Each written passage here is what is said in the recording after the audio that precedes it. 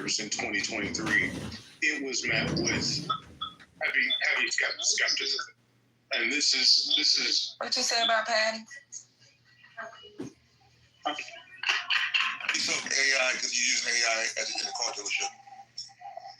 Yeah. So when we were, I'm confused what puts you in AI when you have no AI certifications or anything like that, Trent. Okay. So when we began looking at AI, no, I'm asking you a question. I'm not being funny. I'm asking you a question. What is your qualification in AI or IT besides being a car salesman? What you're saying you're in the industry? What part of the industry are you in with tech or AI? Do you really think I'm a car salesman? You're a marketer. What you say? I don't know what you are. I don't know what you are from day to day. I didn't know you were in AI or IT. You as a car salesman, ain't nothing shameful about being a car salesman. I'm not a car salesman. That's why my Yeah. Huh? No, I'm in product innovation. You can go look at. I mean, my LinkedIn's probably can go look up what I do. Who I speak to. So when we were looking at this, what is your question, my man? I'll answer it real quick. I'm not AI certified. I'm not a. Okay, so why do you say you're in AI like you work in that industry, Trent? Going on ChatGPT doesn't make you fucking AI. So going on GPT doesn't mean you're in tech. Like it's dumb to say that, bro. No, so listen, you can actually, what I do is I look at the companies, right? And I look at the companies and what they do and how they will translate and make car dealerships better, right? And it's not AI or tech. Thank you. It is AI and tech. Will their systems conform with the systems that we have in place when we're talking about DMSs, CRMs, the communication structure, and then they need to. I researched the best doctors, so I'm gonna start calling myself a doctor. But then they need to conform to all the state laws, which is why I was talking about. I've talked to you guys about the state laws before. But let me give you this admission, and you can say I'm stupid. That's fine. When we first brought this forward, I brought it forward because I'm supposed to look at products that are 2 to 4 years out from being fully adopted. AI in 2023 by a lot of people inside our industry was disputed, and we didn't. I'll be honest, it didn't complete sentences. It didn't always make sense.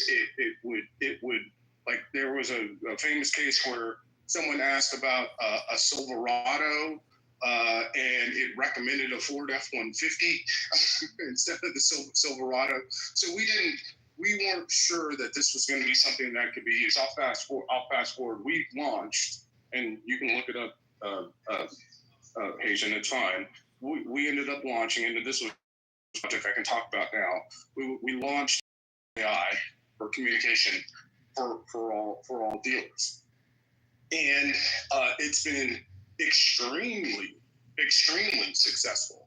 And what is now happening, we are looking at other parts of the communication that have to do with video, that have to do with voice. And this is coming in. I'm talking to dealers. Dealerships, while you don't know, are often at the forefront of what businesses do. Dentist office, doctor's offices, healthcare, insurance companies often emulate what dealerships end up doing.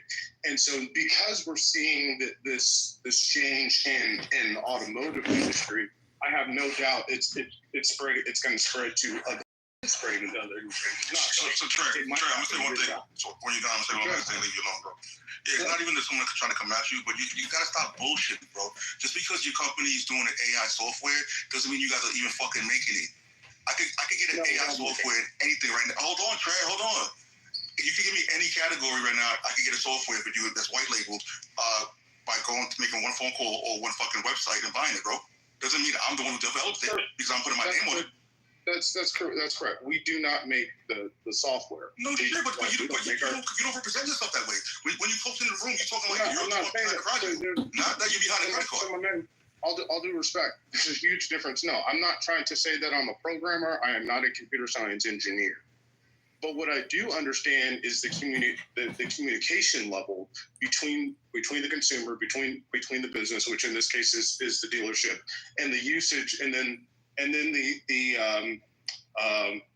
sometimes the biometric, but the there's a word I'm looking for. Like, hey, but Trent, essentially the information that we can share about you, right? Your ID information, because it passes through multiple hands and third parties. But wait, Trent, just so we're not going too long into that, because I mean, I don't think people are really following. How does that translate into this is what people's campaigns are going to be about? How does this translate That's what I was getting at.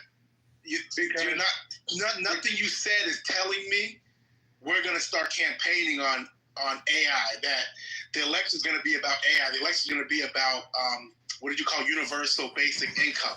Nothing you said, that was the point you were trying to prove. Yeah, gotcha. You did not. I'll bring it back. I don't know where you're going. Haitian kind of derailed me on that.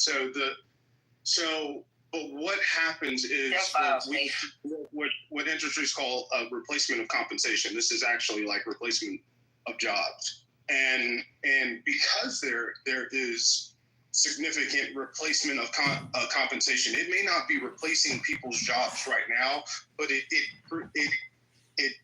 lowers the need. Typically, it lowers the need for you to hire additional personnel, and this is why we're starting to see an uptick in especially recent college grads. Their unemployment rate is starting to rise.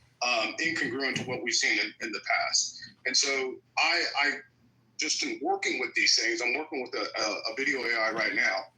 The amount of people that are not needed that do graphics, that do video recording is going to be, it is significant. It's not going to be, it is significant. And I don't see a system outside of, I will say this, outside of humanoid robots, which will end up taking over everything. Outside of that industry, I don't see another industry that's going to replace what AI is going to be. Well, I don't see the correlation, honestly, between what can happen politically and how that aligns, or, this somehow drives commonality between people, because that's what the original question was. That's what Dupreme introduced. That's what we were talking about. So we were just trying to figure out how there was going to be a correlation between the two, and it really doesn't seem as if there's going to be any correlation. That's my take. There'll be no correlation, and at least not in our near future, where that bridges a gap, or that that is some place where there's some commonality between the two. I think the closer and the closest that they're going to get with the commonality is with the anti-government, anti-establishment take that is conjoined by the Trump and the Bernie. The Bernie bros, where they align on that issue. I think that's the closest place where there's going to be any commonality, and that's very fringe. Like, that's a very thin margin. There's not very many people who, not even all of them, agree. But that is, I think that's the closest. The commonality is money and jobs. You're going to have more power in the hands of fewer people. We have that now. But yeah, I know. I mean, you think it's bad now. Google and Meta employ far less people than General Motors and Ford and Chrysler did, in the car boom between the 30s and the 70s. I don't remember the exact numbers, but all the people that used to be, that used to be a middle class living of making cars. And what I'm trying to say is, tech is going to be the biggest employer, but not really, because they're not going to be an employer. Is that what you're saying? They're going to need UBI in some way? What's not said here is that AI will also make jobs, okay? People, like you talked about with graphics experience, they could go get their shit together, make a company that sells graphics now to the company they used to work for, because they're better at it than just leaving it to AI. You have to have someone who knows how to use AI, right? Then they could hire some of the people they work with who were laid off. So there's more ways to skin a cat, as they say, than just relying on, AI is going to take all the jobs. There's jobs AI can't do, and even robots. Are they going to be, for simple tasks, yes. For things like nursing, doctors, dentists, teachers, right? I don't see parents wanting their kids in classrooms with a robot. How does that work? That's not a human touch at all. That's not a human understanding. That's a whole different thing you're talking about. That's like, I can see them being an assistant, an accessory, something of that kind, but they're not going to take over the entire job market. And I'll give you an example, Trent. The little company started by my friend with $250 2 years ago. 3 months ago, she had her first $50,000 month. This month is $150,000. This is how fast AI is moving. This is how fast she's keeping up with it. And it's only going to go up from here. She doesn't have any special skill set other than she's a genius, is what she is in the field for self-publishers. Nobody else knows this the way that she does. And she's an amazing person with it. And she has hired, 12 people? And she allows people to give classes on what they know about AI, and they get a percentage of the money from the class that they give. You have to get in pockets of people. I know you talk to the bigwigs, but you also have to get into pockets of people who are actually doing things with AI and making it happen, and keeping people working and giving them an out from jobs they don't want to do anymore.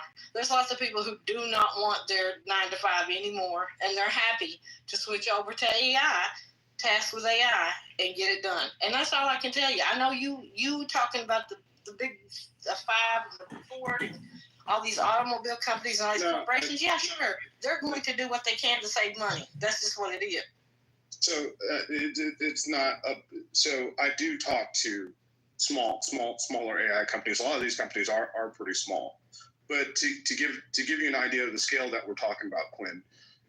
And again, this is not Trent Cannon saying this.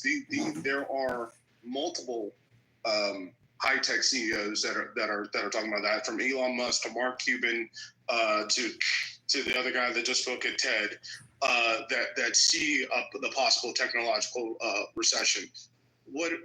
Here's an easy one though. NVIDIA just hit a $4 trillion market cap. That is large. It is larger than any other company in history. It is actually now larger than Google and Meta combined in market cap. NVIDIA only employs 36,000 people. And so what you're going to see, again, is a concentration of wealth at the top. And I'm in complete agreement with you, April, is we're going to need to change our work hours from 40 hours a week, standard work hours, down to 32 to 30 hours a week. We're going to need to make some changes in order to have a full employment. And as this comes into the next election cycle between 28 and 32, it's going to be a significant part of this.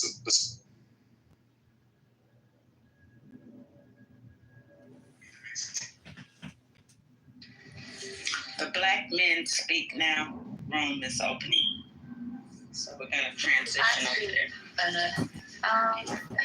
On September, I need to go to other state, but Can somebody post the link, please? It's not a problem to come here back, right? I'm fine. Sure. Yeah, I'm sure. Because I'm scared, it's Patty, I'm gonna get you up. in here. Okay. Hey, if somebody can get me the link, please, so we can shut down this room. Let me see. Oh, child. I left the room.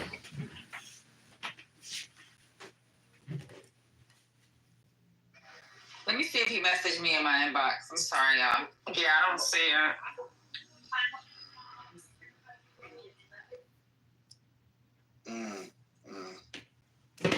Louis, how would you describe your political leaning? I'm a black supremacist. You're a black supremacist? Where do you live? Cleveland? In the dirty South USA. Atlanta? Locals call it the Stanky Wanky. Interesting. And what do you do for a living, if you don't mind me asking? Union trade, skilled construction. It's amazing that you asked and answered that, because there are 11 states. There are 11 states in the South that have no minimum wage. So I find it interesting that you represent unions, but yet are in the South where there is no minimum wage. Okay, well, as I pointed out, a year or two ago, the raising of minimum wage and social safety nets is preceded by the eradication of the black taxpayer base in each of these states. So the northern states are also anti-black,